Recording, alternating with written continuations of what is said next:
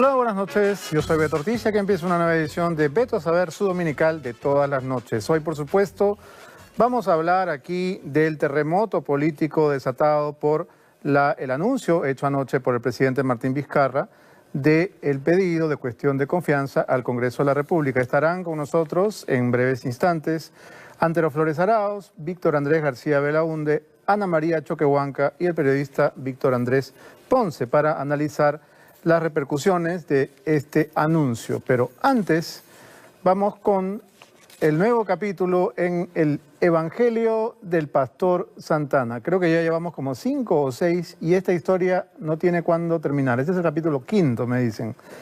Hoy lo que vamos a mostrar es realmente impresionante, con la credulidad de sus miles de fieles y, por supuesto, con las ofrendas y los diezmos que se pagaban en ventanillas, como si fuera un banco, sin recibo, sin declaración a la SUNAT, sin nada, plata limpia, dinero limpio que estas ovejas iban a entregarle al Pastor Santana.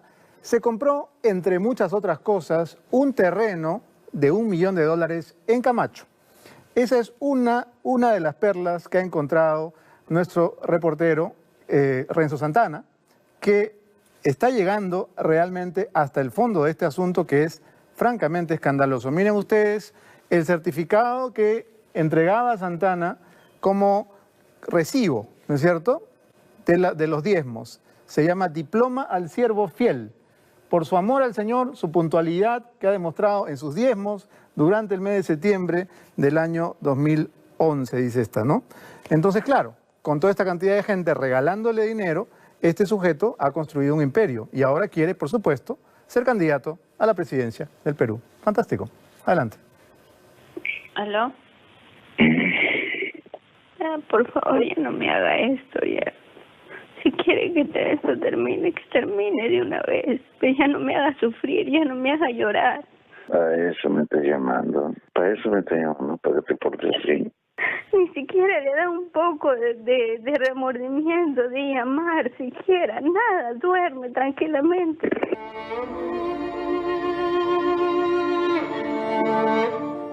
En culto de domingo, luego de 29 años a la cabeza del aposento alto, el fundador, pastor principal y últimamente llamado Rey Alberto Santana, claudicó a su púlpito, pero dejó a cargo a su primogénito Coelet y a su familia.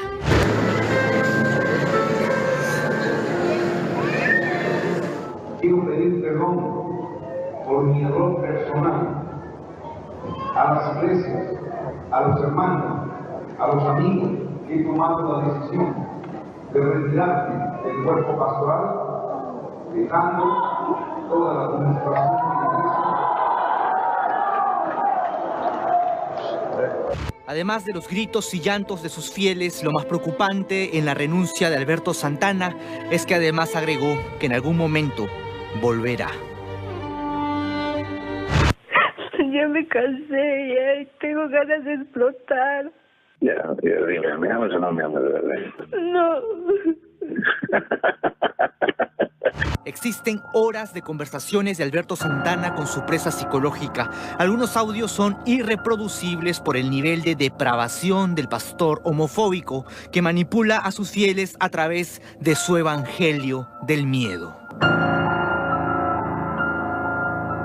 Querido pueblo del Aposento Alto, hermanos de la iglesia, en el amor de Jesús quiero decirles hoy que yo soy una de las hermanas de la iglesia, que he trabajado ahí en la iglesia. A mí me expulsaron de la iglesia por haber hablado la verdad. Me destituyeron del reino de Dios, condenándome a muerte espiritual.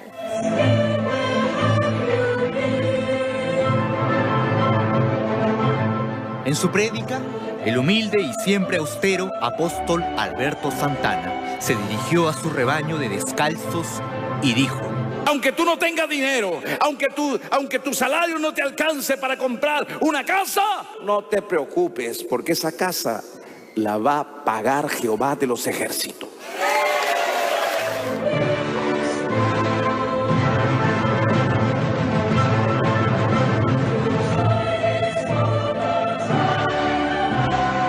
En registros públicos, Nicanor Alberto Santana Leiva, o más conocido como el Pastor Santana, registró 2 predios a su nombre. Uno en un asentamiento humano en Lima Norte y el otro, 1000 metros cuadrados, según esta referencia, en la urbanización Camacho en La Molina. ¿Cuál era el destino de este terreno para el Pastor Santana? Quizás construir aquí el nuevo aposento alto, o tal vez construir una casita que seguramente algún ángel le prometió en sueños. Eso no lo sabremos. Lo que sí sabemos es cuánto costó este terrenito. Tenemos 29 años y el pastor principal y mi familia no tenemos una casa propia. Este terrenito nos ofrecieron y no pudimos comprar al contado. ¿Por qué, Renzo? Porque nuestra propiedad tú tienes que entender, es que el reino de Dios crezca. Entonces, si el terrenito es para el reino de Dios, ¿por qué demonios está a nombre del Pastor Santana y no de su iglesia? ¡Amén! Los 1000 metros cuadrados están en plena esquina, al final de la calle Las Fresias de la urbanización Camacho en La Molina. Según la investigación de Ojo Público realizada el año pasado, el próspero pastor pagó por el terreno $1 millón. Para un empresario inmobiliario, esta sería una gran apuesta, pues resulta que por estos días el metro cuadrado en las urbanizaciones de La Molina cuestan en promedio $1.540. Es decir, si el pastor quisiera venderlo hoy, tiene asegurado más de $1,5 millones. Medio milloncito de ganancia. ¡Aleluya, Santana! Es un terreno que no podemos construir, ¿sabes por qué? Porque nosotros lo hemos comprado a plazos, que hasta ahora lo estamos pagando. Y eso podemos demostrar a través del banco. No es una propiedad que se compró al contado. Y nosotros comenzamos indudablemente a pagar al banco y hasta el día de hoy mi papá vive en una casa alquilada. En anteriores entregas de esta saga les mostramos las fuentes que nutren de dinero a las arcas del ministro de Paz, Alberto Santana, las ventanillas de diezmos y ofrendas de su iglesia. Ahora les mostraremos el contrato o pacto para ser siervo de los Santana. Usted tiene que jurar que asistirá a la Iglesia Misionera Mundial Aposento Alto hasta el día de su muerte y a su vez contribuirá con diezmos y ofrendas para el templo. Además debe prometer nunca difamar ni criticar a sus autoridades y que debe acusar al que lo haga. Y eso fue lo que le pasó a Erika Soria. Se hunde mucho el temor. Él dice que nos enseña una enseñanza donde que él dice que si nosotros desobedecemos a la autoridad mayor constituido por Dios, la maldición de Dios nos va a caer. Entonces es ahí donde yo comencé a alimentar esa parte de mi vida, que si yo me rebelo en ciertas cosas, me va a ir mal en la vida, me va a ir mal en tal cosa. Erika Soria estudió 1 año y medio en la Escuela de Ministros Dr. Alberto Santana. Conformó la primera promoción cuando pagaba 50 soles de matrícula y 200 soles la mensualidad para estudiar por 3 años. El tiempo de una carrera técnica, pero sin la calidad educativa ni el soporte legal. Esta es la enseñanza de Alberto Santana a través de lo que llama Mi Leche Espiritual. Dibujitos para colorear de un esquema en el que $1 equivale a un cordero pequeño y moribundo y $100 a uno robusto. Una lección de la calidad de la ofrenda que Dios acepta, que concluye con la pregunta: ¿cuál de los billetes debe dar para que tu ofrenda sea como la de Abel? Como madre sufría por mis hijos, joven Renzo. Yo miraba a mis hijos que vivían en la necesidad. En la lluvia nos mojaba y dormíamos hasta en los colchones mojados. Las ratas por ahí. Nadie se preocupaba. Pero yo tenía que ir bien vestidita a estudiar. Nunca se preocuparon por mí. Lo que único se preocuparon es que porque si yo estaba hablando se van a ir y que ya no va a haber dinero en la iglesia. Y por eso me expulsaron a mí. Como obrera que captaba almas para Santana, Erika nunca recibió un sueldo. Por el contrario, adquirió deudas para pagar su meta económica, entre 100 o 200 soles que debía exigir a sus residentes de extrema pobreza. En los 2 años como esclava del sistema Santana, solo recibió un diploma de siervo fiel por su puntualidad en el pago de sus diezmos. Por ejemplo, si tú tienes una familia sin convertirte y quieres que se convierta a Dios, te decían, ¿quieres que se convierta rápido? Pues no des 50 soles, tienes que dar mayor, ¿no? Una buena ofrenda, y tiene que ser mensual o semanal, como tú propongas en tu corazón. Pídele, pídele, pídele y recibirás. Por eso Jesús dijo, al que pide, recibe. Muchas veces yo tenía que pararme al altar a decir, sí, estoy bien económicamente, Dios me está bendiciendo, Dios me está dando, cuando yo me estaba muriendo de hambre, porque eso es lo que Él nos enseñaba. Estábamos en un evangelio lleno de mentiras. Yo sí me catalogo que yo participé a la mentira en ese entonces.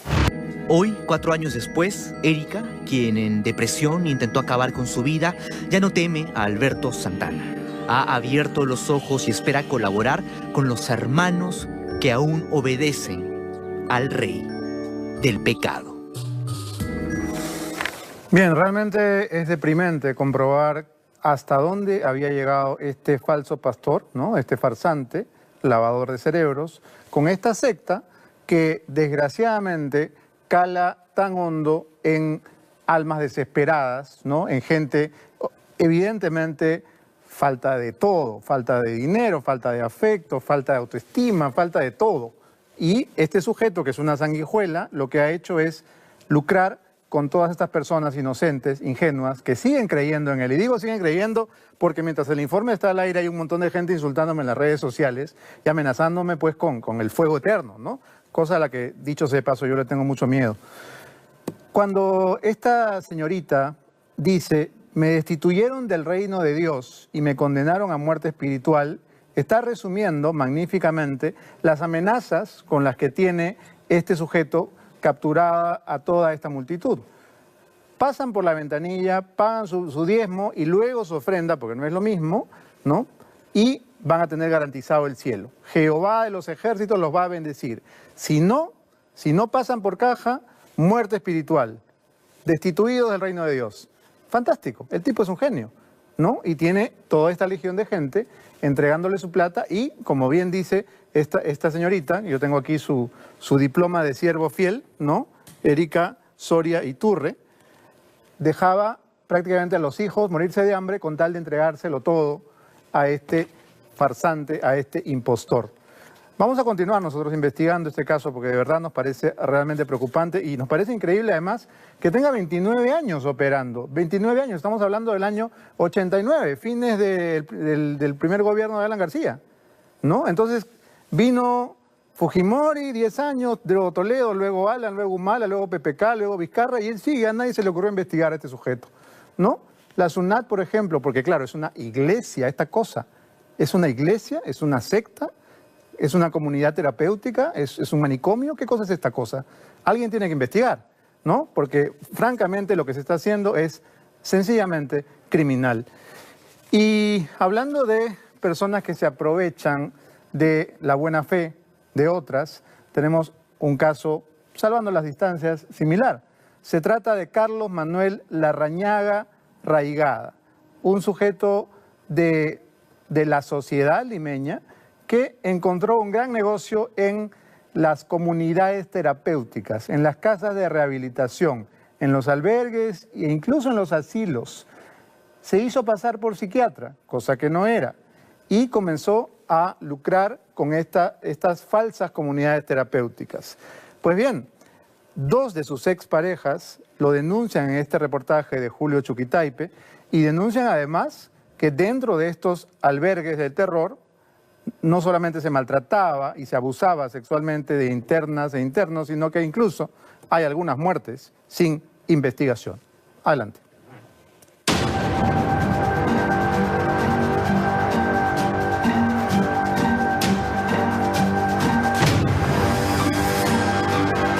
¿Quién es Carlos Larrañaga Raigada para ti? Para mí es un monstruo. Te jalonea y a la hora que te agarra el hombro te tumba contra la pared, te tira, te jala del pelo, te arrastra. Ahí es bien machito, ¿no? ¿Quién es Carlos Larrañaga Raigada? Es una basura. ¿Él en algún momento te golpeó? Sí, en la cabeza, en este lado, un puñetazo fuerte. Y también te pone la mano en la boca o te jala de acá. Yo la verdad amanecía con todo sin morado, los brazos.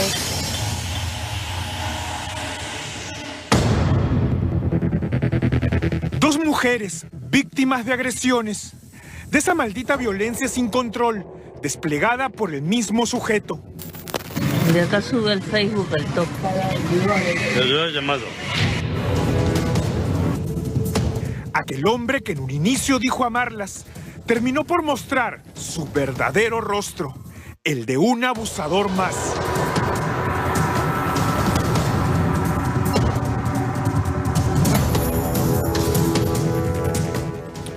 Mujeres que, armadas de valor, salen al frente para denunciar la serie de abusos cometidos por este sujeto, identificado como Carlos Manuel Larrañaga Raigada, solo en Veto a Saber.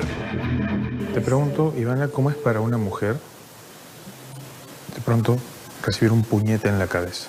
Es horrible porque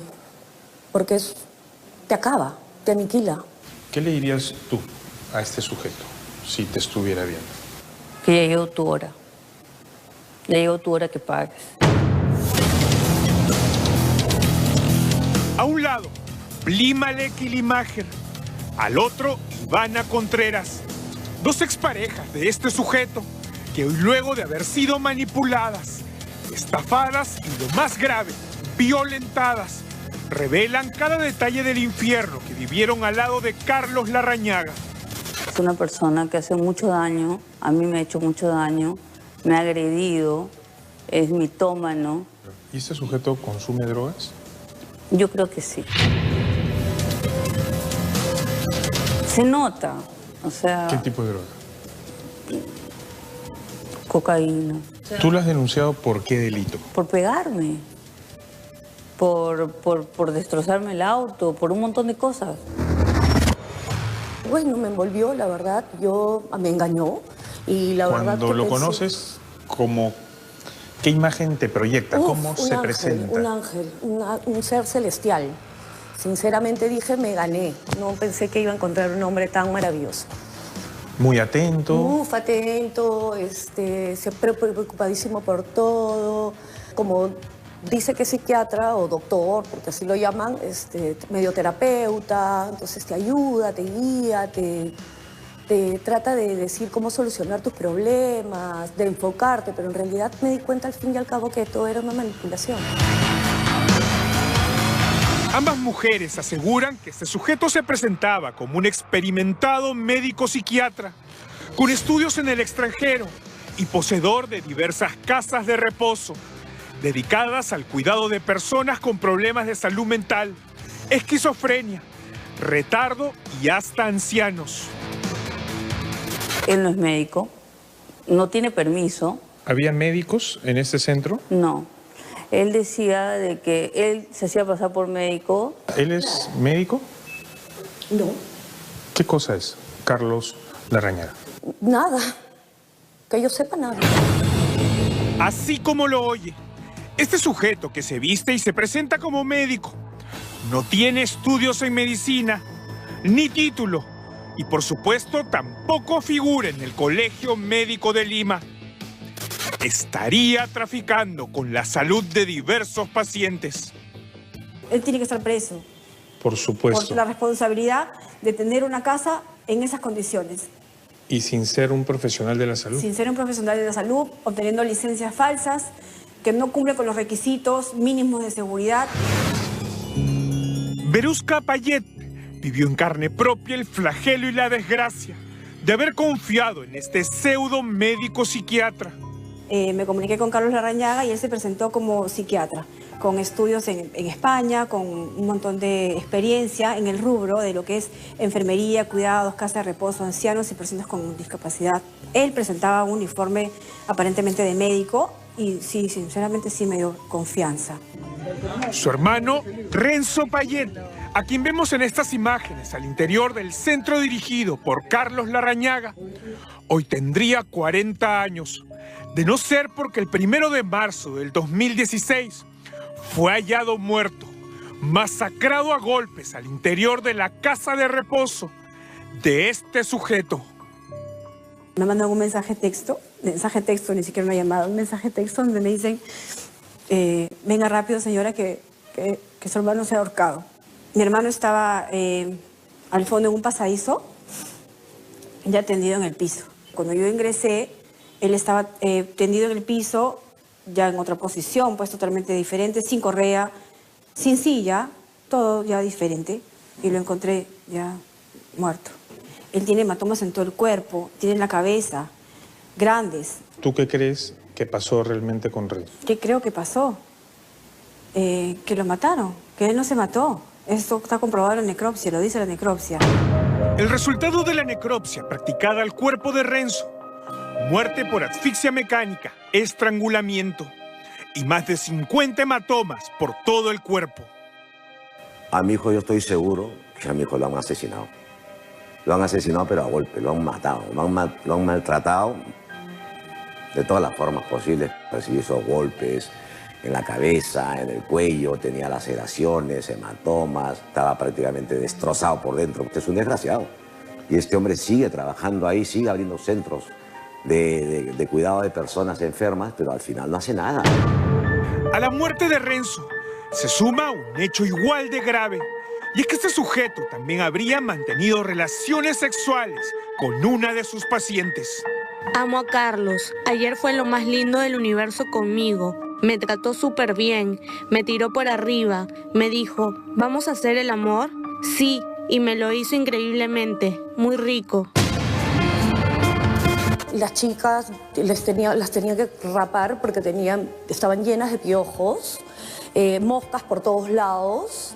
La cocina era un asco, el baño era un asco. En realidad lo único que él se preocupa es lo que va a ver el cliente. Limpiar afuera un poquito y que el baño esté limpio. Está huyendo al problema de que él es el único que ha tenido la culpa, no la gente que él ha contratado, que estaba ahí. ¿Qué problema?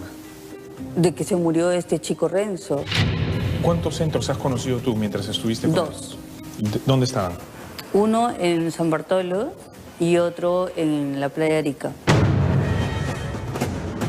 Lo más increíble es que pese a no ser médico, ni siquiera un profesional de la salud, ha dirigido 4 casas de reposo con cientos de pacientes a su cuidado. La primera en Chaclacayo, luego fue Villa en Chorrillos, San Bartolo donde murió Renzo y ahora en Playa Arica en Lurín, donde sigue recibiendo pacientes sin ningún problema.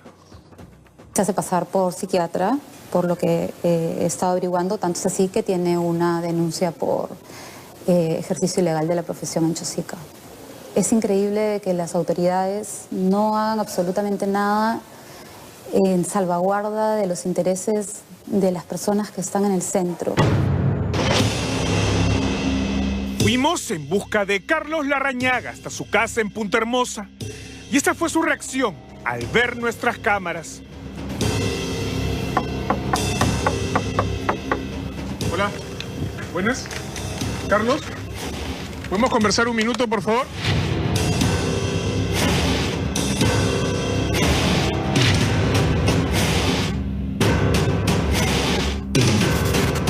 En la casa de reposo, llamada Momentos Felices, dirigida por este sujeto, ocurrió lo mismo.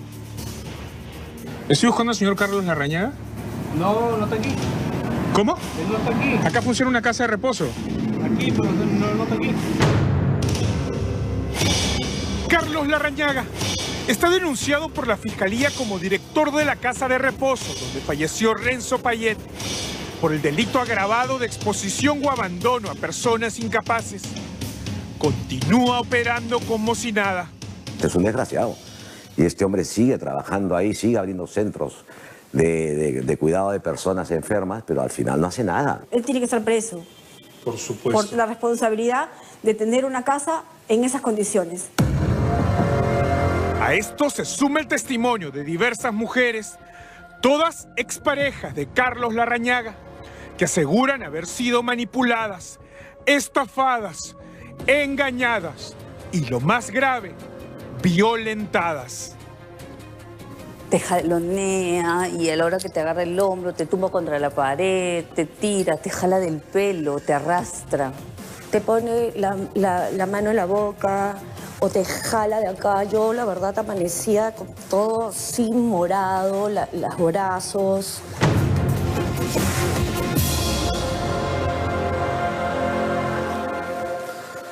Bien, la verdad es que el abuso que se comete en las comunidades terapéuticas, mal llamadas comunidades terapéuticas, es ya historia antigua, ¿no? Asistimos todo el tiempo a violaciones, abusos, incluso hemos visto más de una vez personas que mueren, ¿no es cierto?, porque están encerradas y las casas se incendian y mueren ahí dentro de una manera pavorosa. Y sin embargo, hasta ahora no existe ningún mecanismo eficaz de fiscalización de estas casas, que al igual que las iglesias en el Perú, las puede fundar cualquier hijo de vecino. Y esto, por supuesto, es un producto del caos absoluto.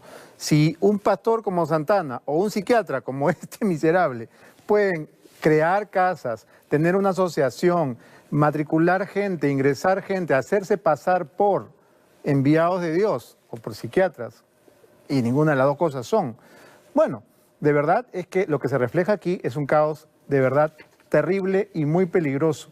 En el caso de este señor ha sido denunciado muchas veces y probablemente porque es una persona con contactos, porque es una persona con amigos, ¿no? Porque es una persona de determinado sector social, no le pasa nada. Y ha podido hacer lo que hemos visto en el reportaje, incluyendo esta muerte nunca explicada que hasta ahora no tiene castigo.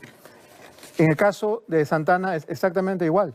Y de hecho, yo estoy esperando que ojalá cuando pasen las turbulencias políticas, alguien se proponga investigar a fondo y en serio a este sujeto. No puede ser que en un país con tanta necesidad, con tanto hambre, haya personas que se aprovechan de la desesperación, porque eso es lo que hace Santana, y también lo que hace este señor, para lucrar, para llenar sus arcas, para comprarse terrenos de millones de dólares, ¿no? Obligando, forzando, presionando, manipulando psicológicamente a la gente para entregarle su dinero. Esto no puede seguir operando de esta manera. Es un crimen y yo espero que alguna autoridad, pasada la turbulencia, se encargue de estos casos que de verdad, para usar una metáfora religiosa, claman al cielo. De verdad, no se puede continuar permitiendo esto. 29 años, este sujeto esquilmando, estafando, robándole a familias de las más pobres del Perú. Es una vergüenza y es una pena realmente. Tenemos que ir ahora sí al tema político. Vamos a discutir aquí con un distinguido panel lo anunciado anoche por el presidente Vizcarra.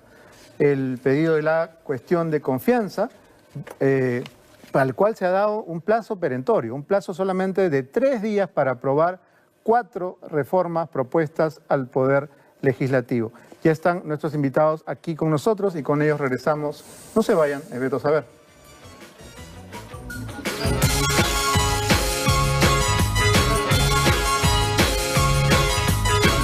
De regreso en Beto Saber ahora para discutir el anuncio hecho por el presidente Vizcarra anoche ante el país, y están con nosotros, voy a presentar uno por uno a nuestros invitados esta noche.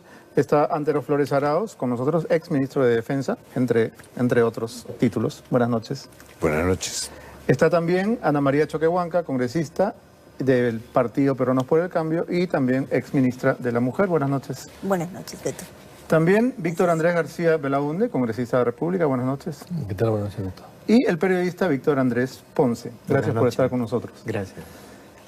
Estábamos discutiendo fuera de cámaras algo que creo que es fundamental, y es, más allá de los aplausos y de la euforia desatada por los anuncios del presidente, queremos saber cuán correcto, cuán enmarcado en la Constitución está todo lo que el presidente Vizcarra nos dijo anoche, y si acaso cometió algún error o alguna inexactitud en su mensaje. Antero. Varias. No sé quién habrá facturado todas estas cosas, pero realmente habían errores sustanciales. ¿Cómo cuáles? Por ejemplo, hay una legislatura ordinaria y las legislaturas extraordinarias solamente pueden ser cuando está en receso el Congreso, no hay sesiones ordinarias y por lo tanto puede haber una convocatoria del presidente.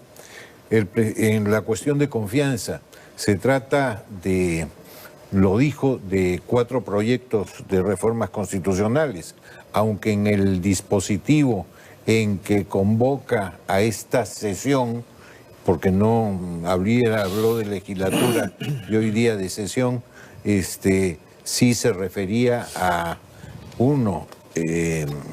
a las políticas de Estado en materia de corrupción, que eso es absolutamente aceptable, legítimo y legal, pero también se refería en forma solapada, subrepticia, a los decretos, a los proyectos de leyes de reforma constitucional que había presentado.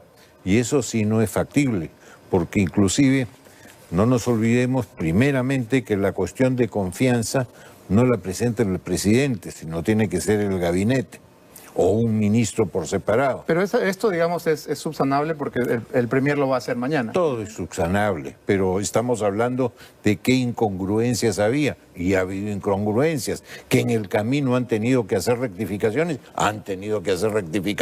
Que haya convocado para el referéndum para un sábado y no para un domingo, digamos, son cuestiones... Eso es pecate minute. Eso no. Pero en las otras cosas sí, pero las está rectificando. Y eso también es bueno, que se acepte que se han cometido errores y que se subsanan. Ana María, supongo que lo anunciado por el presidente te generará quizás sentimientos encontrados porque básicamente la alegría, el júbilo desatado entre la población tiene que ver con el desprestigio del Congreso al que perteneces. 8% de aprobación tiene el Congreso en este momento. Entonces, si el Congreso no estuviera tan venido a menos, el presidente Vizcarra no tendría tanto respaldo en las medidas que ha anunciado. Sí. No, sí, en verdad es así. Está bien graficado, es una fotografía que uno tiene en el Congreso cuando... viniendo desde el primer día uno se dedica a trabajar, a tratar de cambiar esa imagen, a ir contra la corriente y se encuentra con una situación como la que se ha generado, donde encontramos de repente congresistas que sí, que están con procesos, que ya los traían de atrás, que los han heredado, que estamos con un escándalo y en otro.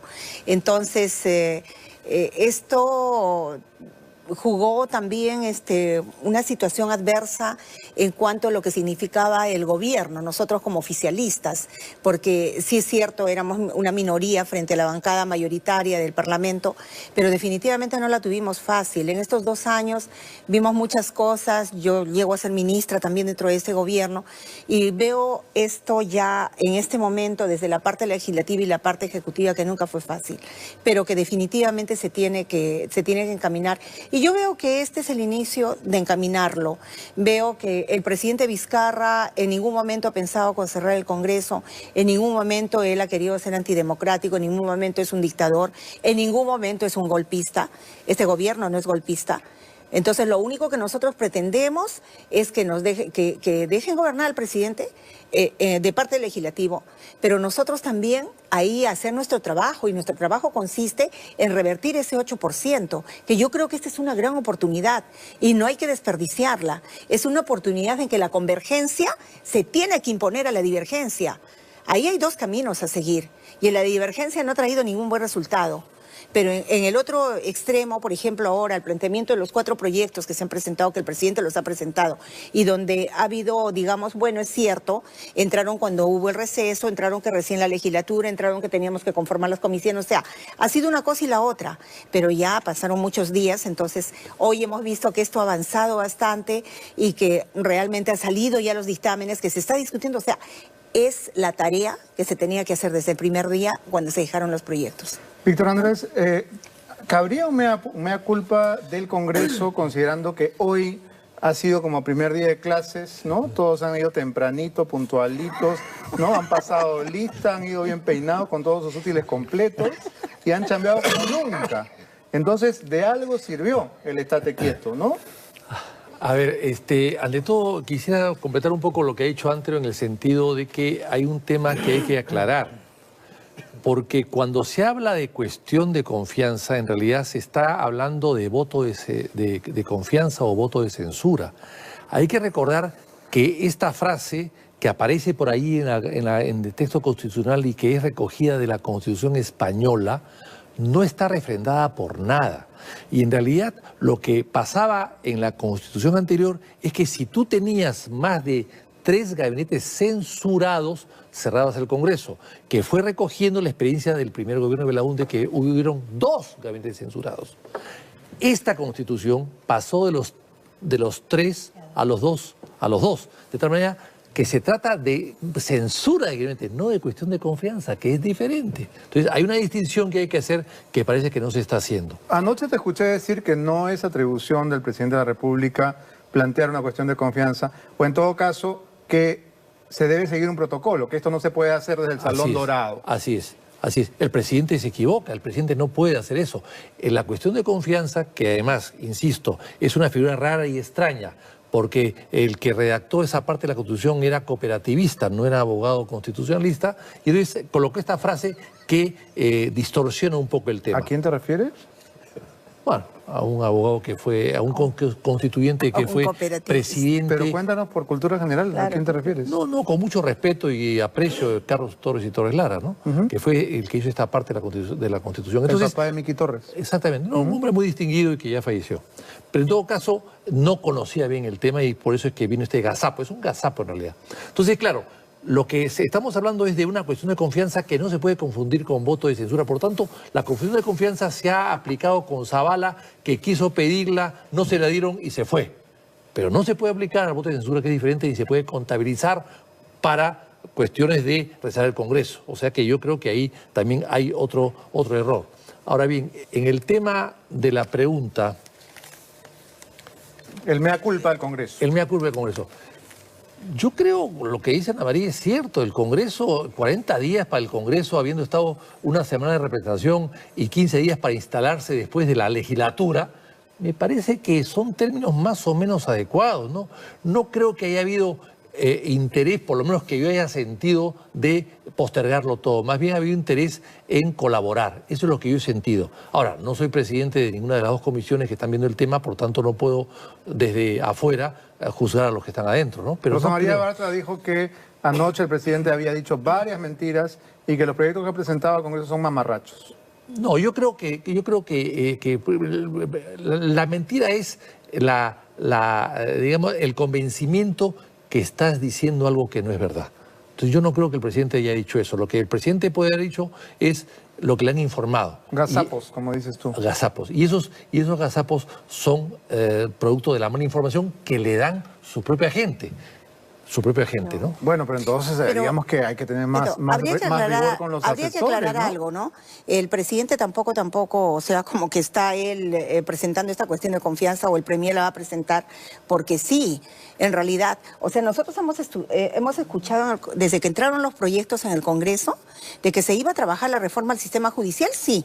Eso es cierto y eso se hubiera terminado en realidad, pero que lo otro salía un día después, o sea, que después, ¿no? Entonces, ahí los otros 3 proyectos no se iban a ver. Bien, Ana María. Quería hablarte más del lado del gremio periodístico, porque coincidió que ayer domingo 4, no 1, sino 4 periodistas escribieron pidiéndole al presidente que plantee la cuestión de confianza. Y coincidentemente... ¿Será que el presidente lee periódicos y lee blogs?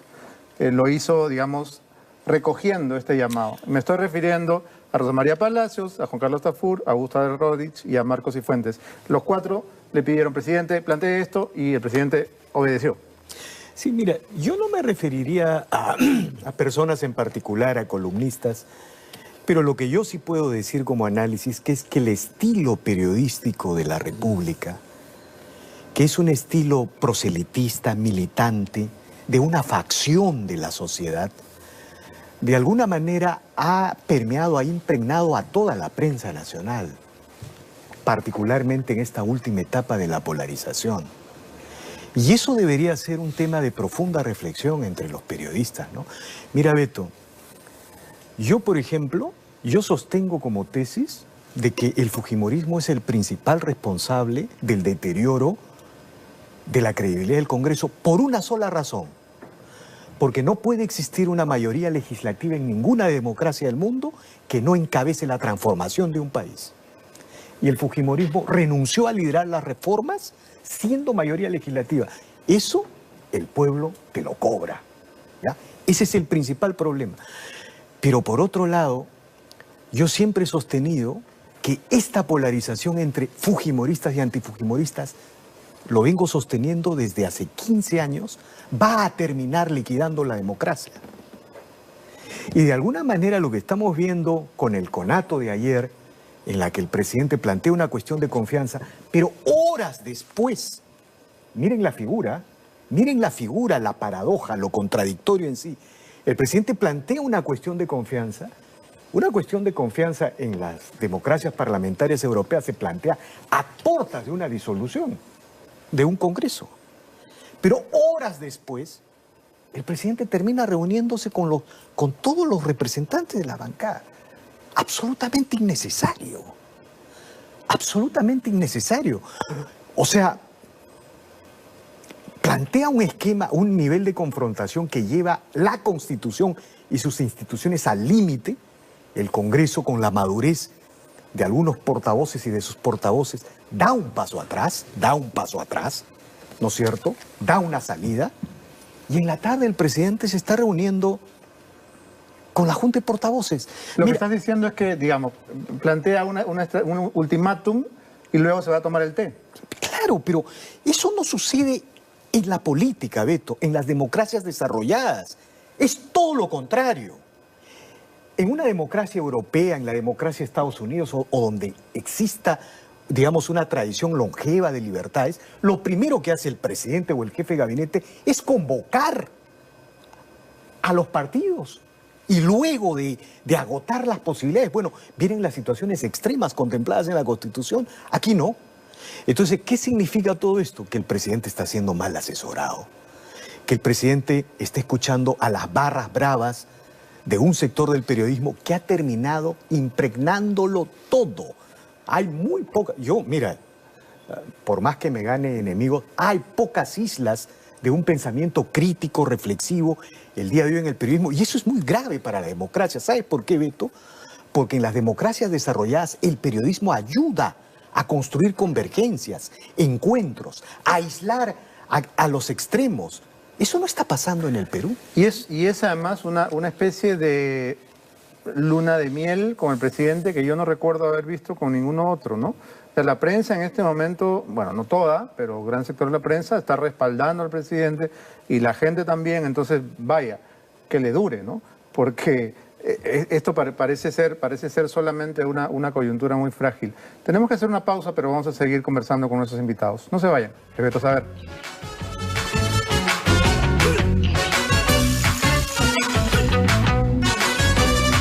Hazlo todos los días con leche condensada Nestlé.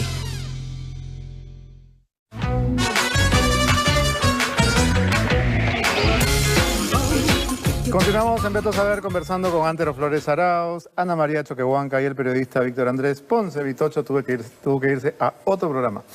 Bien, Antero, quisiera que tu comentario a lo que nos ha dicho Víctor Andrés respecto de este enfrentamiento que parece interminable y que podría, de acuerdo al pronóstico del colega Ponce, terminar con la democracia en el Perú, así de drástico. Yo creo que es un poco exagerado.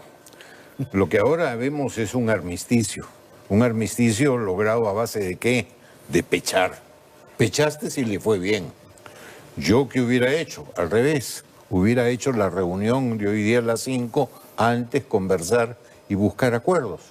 Porque estas victorias a veces son pírricas y son efímeras, porque siempre la otra parte la guarda dentro el fastidio de que porque me has pechado, no porque hemos concertado, tengo que someterme.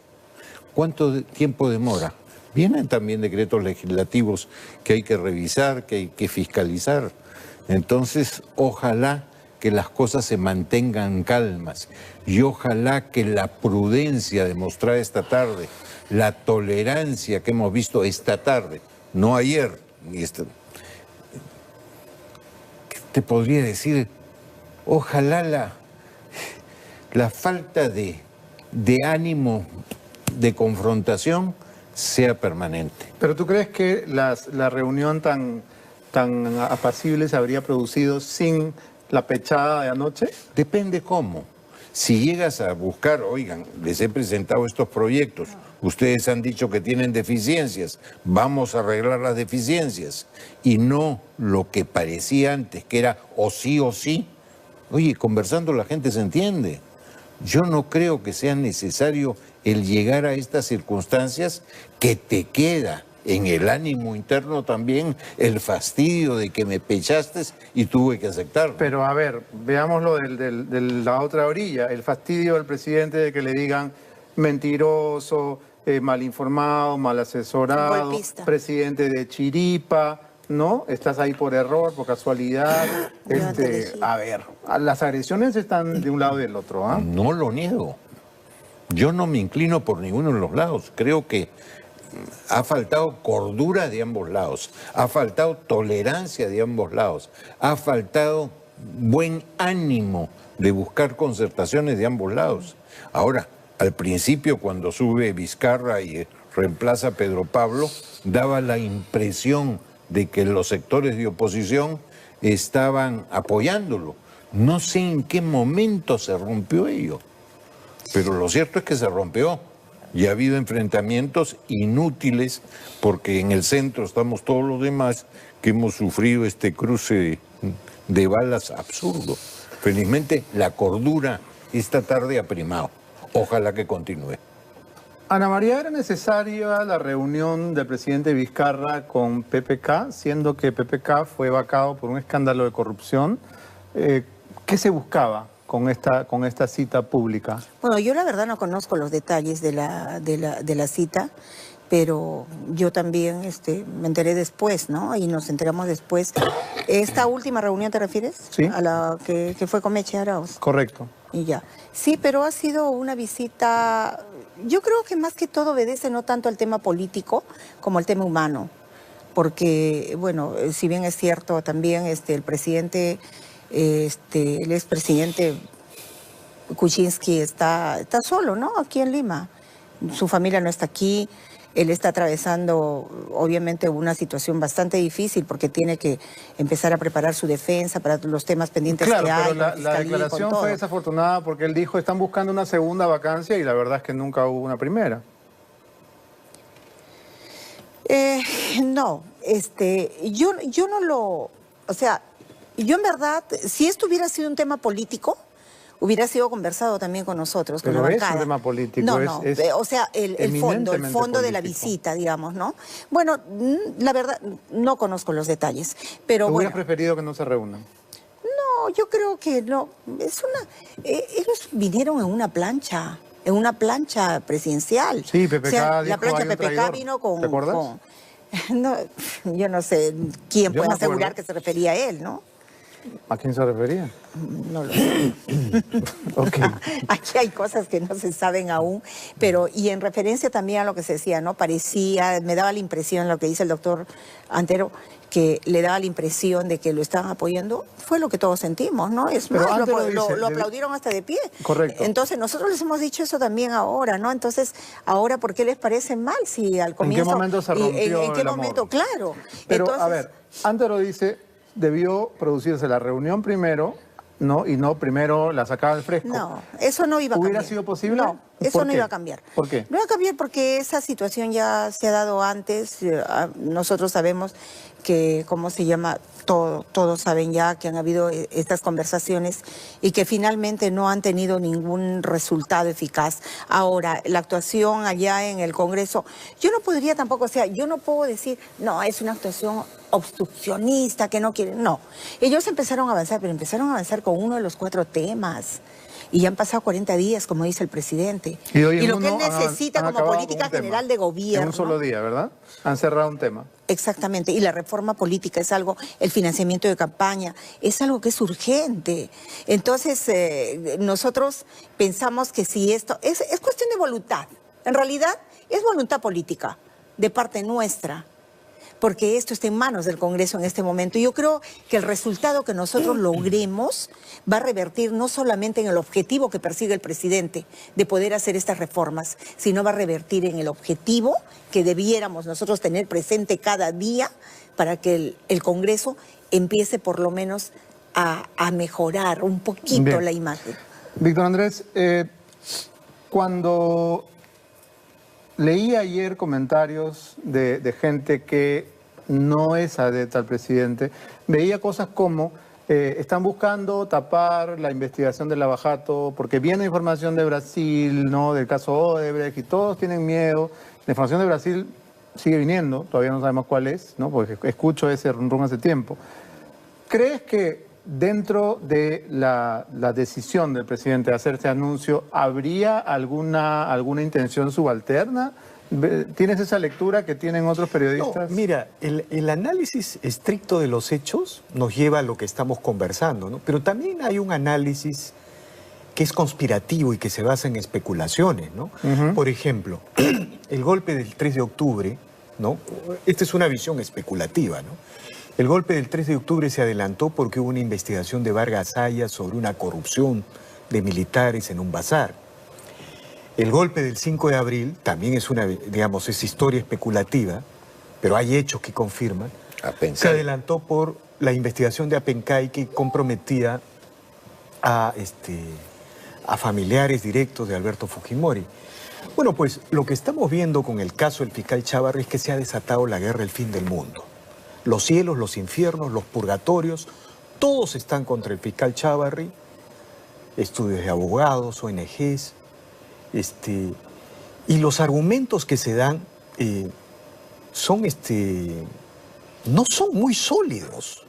El gran error de Chávarri es haber mentido en una reunión con periodistas, pero cuando el señor Pablo Sánchez recoge el informe de una fiscal provincial que recoge de un colaborador eficaz que dice: yo escuché a 2 implicados en el tráfico de influencias hablar de que lo iban a apoyar a Chávarri, cuando el señor fiscal Pablo Sánchez recoge ese informe a sabiendas que él lideró la elección de Chávarri por unanimidad, es evidente que hay una guerra de facciones. Entonces, ¿qué quiero decir?